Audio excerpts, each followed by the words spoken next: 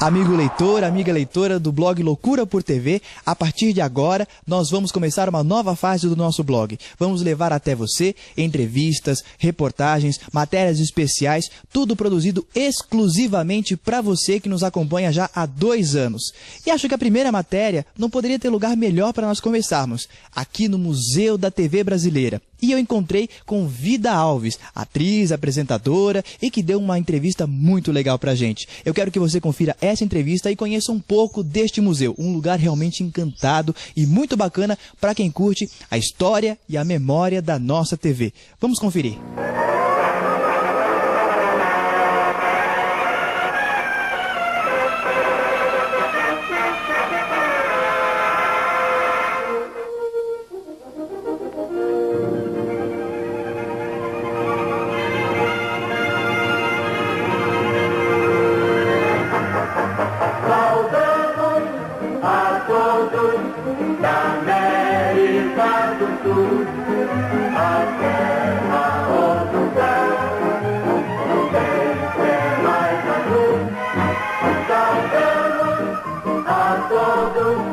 Amigos de coração, que já deixamos e quem lembramos ao cantar esta canção. Amigos leitores do blog Loucura por TV, eu estou aqui com a honra e com a alegria de ter Vida Alves, uma pioneira da televisão brasileira e que tem uma carreira maravilhosa para poder contar pra gente, uma entrevista muito bacana que a gente vai fazer com ela agora.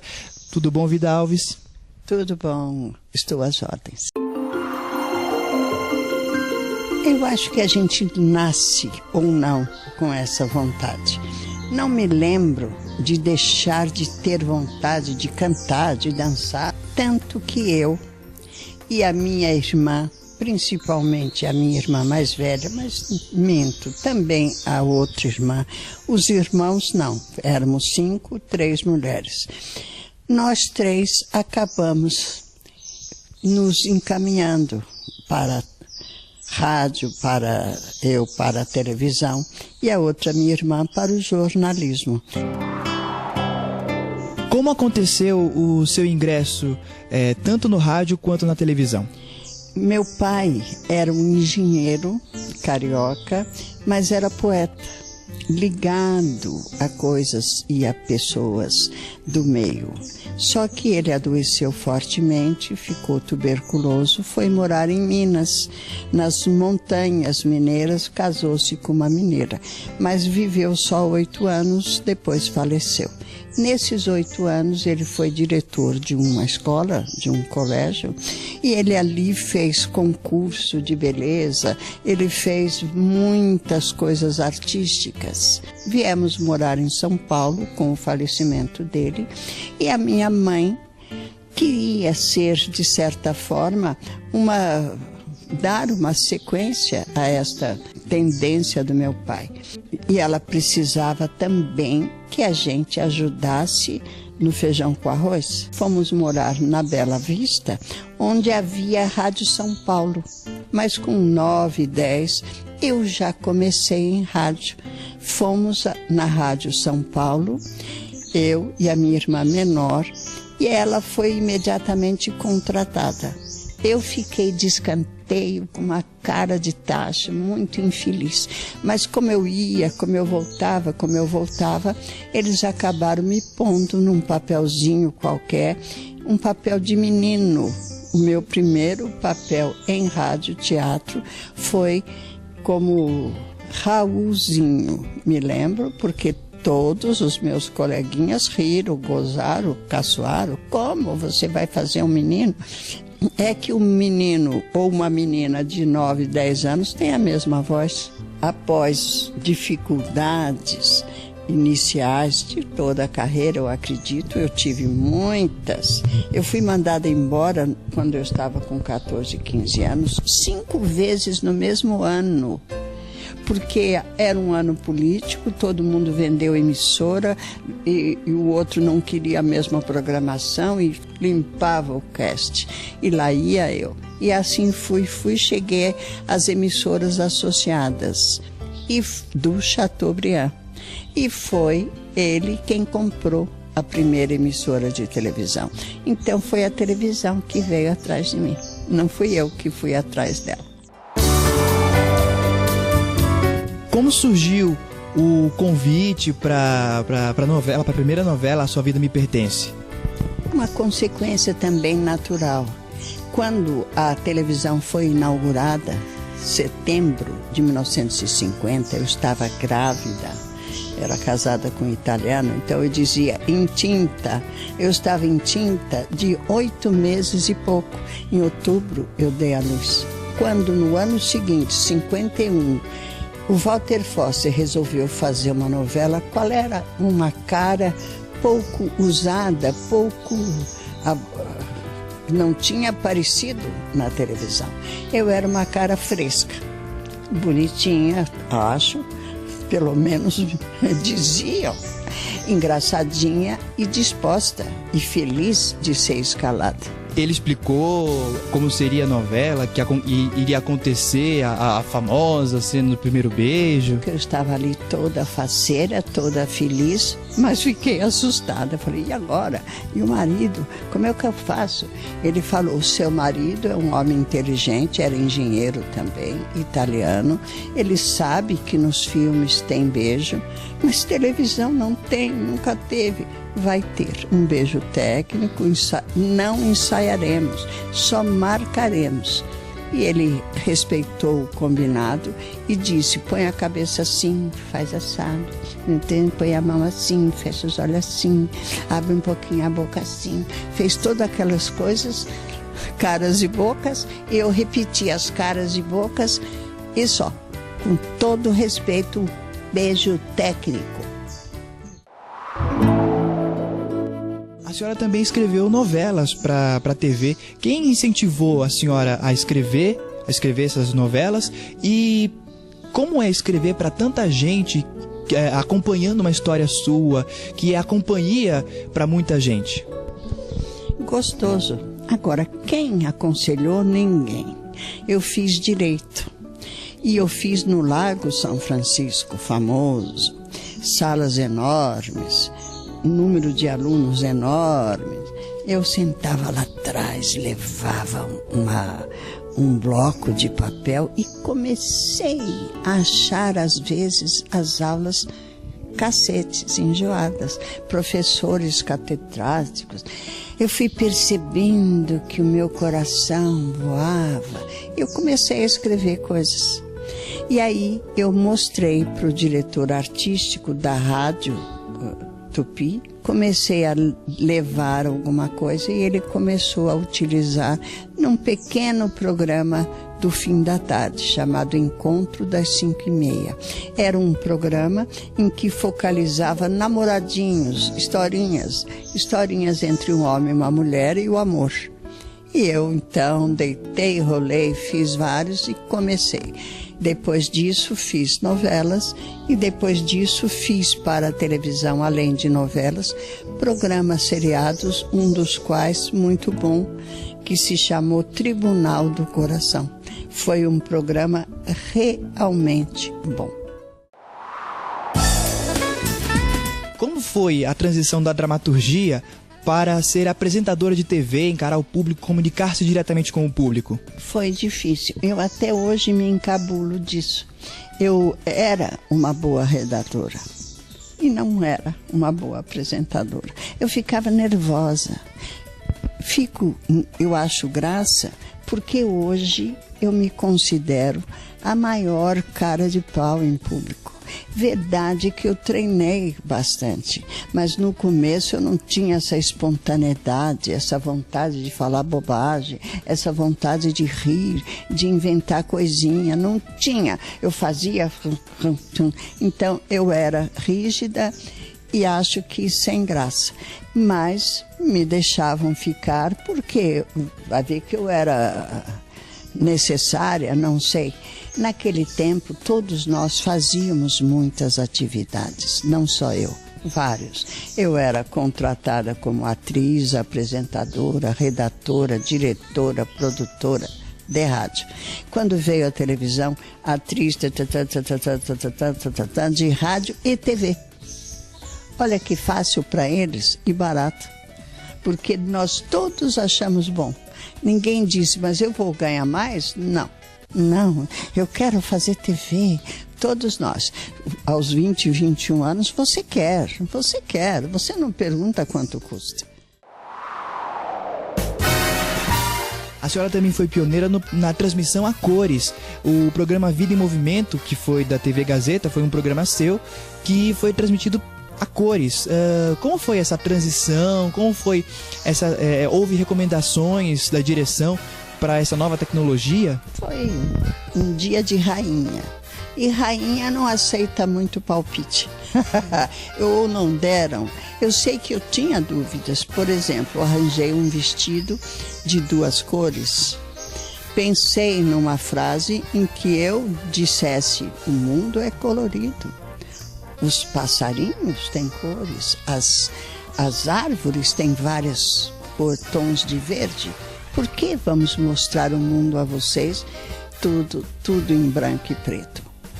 Faremos a partir de hoje em cores. Me lembro dessa frase porque ela foi transcrita para o jornal A Folha e eu guardei. Mas eu não sabia que batom pôr, porque era tudo diferente, que maquiagem fazer. Não sabia, nem eu, nem ninguém. Então, foi tentando com comedimento entrar naquilo que me pareceu certo. Gostoso, mas foi pouco. Fiz fiz 2 pequenos filmes, aliás, um pequeno, Chuva de Estrelas, um curta-metragem, depois um longa-metragem chamado Quase no Céu. Mais tarde fiz Profundo como o Mar, acho que era esse o nome, e mais tarde fiz A Pequena Órfã, mas ficou por aí. Uma coisa que eu fiz e não gostei, e admiro quem faça, mas eu não gostei, foi dublagem. Agora, porque é difícil, são anéisinhos, enfim, você tem que decorar na hora e não pode errar e tem que olhar na boca, enfim. Muitos atores importantes, mesmo Lima Duarte fez muita dublagem. Eu não fiz pouca, não gostava. Agora, cinema eu gostei. Teatro eu fiz muito pouco, bem pouquinho, quase nada. E televisão eu gostei. A televisão estava numa fase muito difícil em São Paulo. Houve incêndios, houve falências, faliu a Excelsior, depois faliu a Tupi, queimou a Record, até a Globo teve um incêndio, enfim. Então tudo se canalizou para o Rio de Janeiro. Eu tinha filhos saindo da puberdade, mas ainda jovens, muito jovens, sem se acomodar. Meu marido estava doente, veio a falecer em 1977, 78, e eu não quis aquela coisa de ficar mais na ponte aérea. Falei, não vou. Resolvi mudar um pouco, fiquei ainda pensativa e criei um curso. A minha filha, junto comigo, criamos um curso de comunicação que me fez viajar muito pelo Brasil e aos poucos aquele coração morto começou a vibrar porque eu fui ser professora e boa. Se eu era péssima apresentadora, como professora eu fiquei boa, perdi toda a vergonha, achei utilidade no meu trabalho, mas não quis mais na televisão, que eu amava, idolatrava, mas as coisas acontecem. Na verdade, a ideia foi minha, mas é claro que eu a tive num momento assim singular, foi no enterro do Cassiano Garbus Mendes, eu estava olhando para ele, de repente eu me senti dentro da televisão, quase como que ouvindo a voz dele dizendo, venha vida, venha. Fiquei um pouco assustada, não sou assim tão crente, tão cismada com essas coisas, me assustei um pouco. Aí chamei, porque eu tenho uma casa grande, por causa dos meus cursos, preparei um salão próprio, chamei alguns colegas e começamos a conversar. Eu fiquei um pouco assustada eu mesma, porque pensei, vai ficar nas minhas costas. Eu me conheço, desde pequena eu puxo o cordão. Mania que você tem, Vida Alves, de ser mais, você é menos. Falei, você é menos. 1 ano. Depois de 1 ano, eles me elegeram presidente. Não adiantou eu ficar, porque... É claro, é uma coisa trabalhosa e eu tinha condições maiores. Primeiro, sou viúva. Segundo, tenho casa grande. Terceiro, estava sem um contrato profissional. Estava trabalhando a minha própria empresa. Então, eu podia me diversificar. E atualmente, como é que sobrevive o museu? De pires na mão, ainda. De pires na mão. Às vezes temos algum contrato bom, estamos agora com um contrato com a TV Globo, fazemos exposições itinerantes, é claro que nos dá um pequeno dinheiro, e temos sócios, mas os sócios às vezes não têm dinheiro para pôr o suficiente para pagar uma pizza, preferem comer a pizza. Sinto falta às vezes de dinheiro. Empobreci por fora, mas enriqueci por dentro. Às vezes me dá saudade da TV antiga. Totalmente diferente da de hoje. Nós tínhamos mais espaço, mais ousadia, mais criatividade e menos dinheiro. E mais juventude. Éramos todos menores. O diretor artístico Cassiano Gabos Mendes devia ter 22, 23. Eu tinha 21. Estávamos fazendo a nossa vida e fazendo a televisão. Então isso é muito gostoso, mas tem um preço alto. Nós pagávamos garbosamente, assim, com muita faceirice, com muita alegria. Hoje eles têm que fazer tudo muito controlado, porque tem que dar dinheiro, porque tem que dar ibope, porque tem que dar resultado, porque tá bom, porque tá ruim, e acabam se repetindo. Eles só têm coragem de fazer coisa já feita. Como fazer uma coisa nova, como eu fiz o Tribunal do Coração? Como fazer uma coisa nova, como o Ayrton Rodrigues fez o Almoço com as Estrelas, sem nenhum tostão? Ele próprio telefonava, ele próprio buscava na porta, ele próprio andava pelo corredor, levava cada um para o estúdio, ele próprio depois lavava a cara, punha um paletó e entrevistava. Ou seja, mudou bastante, mas às vezes eu tenho saudade daquela coisa mais genuína. Divertíamos o público, sim. Quem pensa que não, está errado, divertimos, mas tínhamos a preocupação também de educar, também de criar. E a senhora chegou a se formar em Direito? Sim, pelo Largo São Francisco. Só que eu peguei o diploma, pendurei na parede, perdi o anel que o meu marido comprou e só fiz um pequeno estágio uma vez ou outra. E não gostei. A realidade para mim era muito mais difícil do que a fantasia. Porque na televisão era fantasia, no rádio era fantasia. Fui para um escritório de direito de família.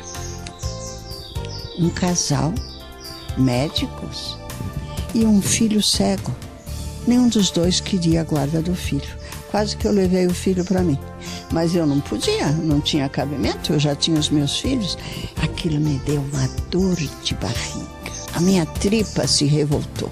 Eu percebi então que com tripa revoltada, ninguém pode prosseguir na profissão. Vida Alves, muito obrigado pela entrevista.